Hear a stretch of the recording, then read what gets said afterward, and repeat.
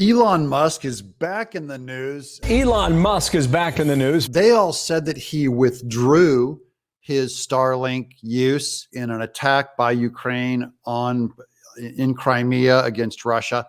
It's not true. Facing criticism for reportedly shutting down a satellite signal near Crimea in order to thwart a Ukrainian strike on Russian warships.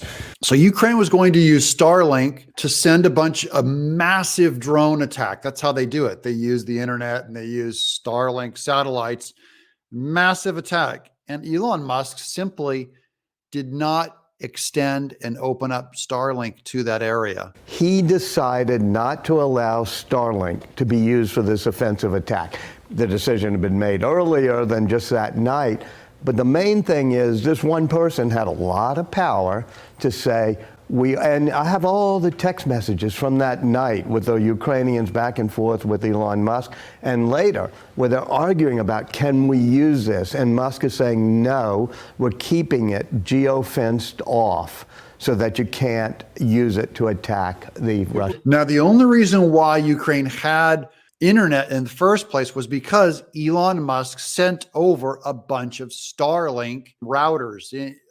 It's an internet provider. It's so they can email each other.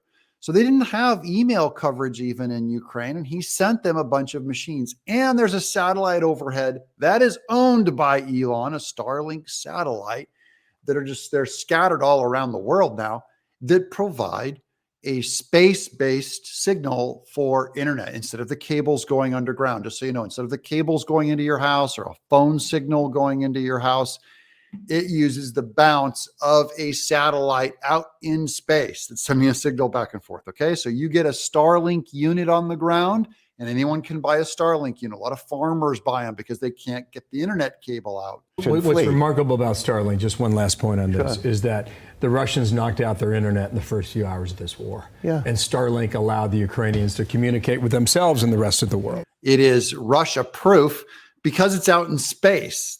So Russia, the first thing they do is you take out your enemy's communication ability. They took out Ukraine's internet, right away at the beginning of the war. So now the only way Ukraine can communicate is using Starlink.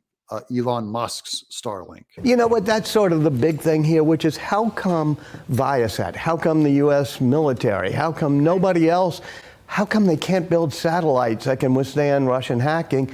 And this gave Musk a lot of power because his Starlink was the only one who could withstand the hacking. This is a bigger question. Not only about our military has been so gutted and underfunded and flaccid and turned into the big rainbow drag queen dance party.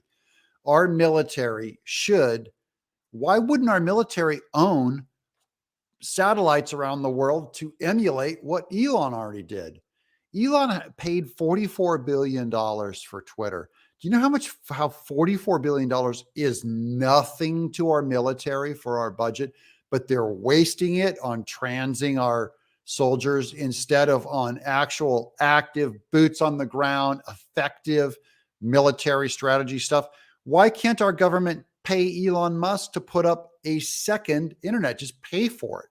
Same way that we pay for BlackRock soldiers, or we pay for all kinds of military stuff to private companies. Just pay Elon Musk. Say, make us a redundant Starlink internet that is owned by the U.S. government so we can dictate what it does and not you. So he was the only way they could communicate. He had sent a whole lot of Starlinks to help the Ukrainians, but then he had decided secretly, without telling the Ukrainians, and this is all right, that it wasn't going to be able to be used for an offensive attack, and he considered Crimea to be an offensive attack. Of course, the Ukrainians consider Crimea to be part of their territory. So that's the big controversy. I think it is very difficult ground. I'm not going to say anything on the ethics of it. Does our government have a right to tell him what to do or to impugn his character if he doesn't help? Or should not our government have a robust enough military, even if they're hiring his company, to put our own internet up there so that we can be independent and not reliant on a private company? We're so weak. That's where I think the news is at. Our military is in trouble. So This has been Doug in Exile. Thank you guys for subscribing. I'm Doug. I'm a comic book creator, and I love having you guys come and watch the news. I will see you guys tomorrow. This is Doug in Exile.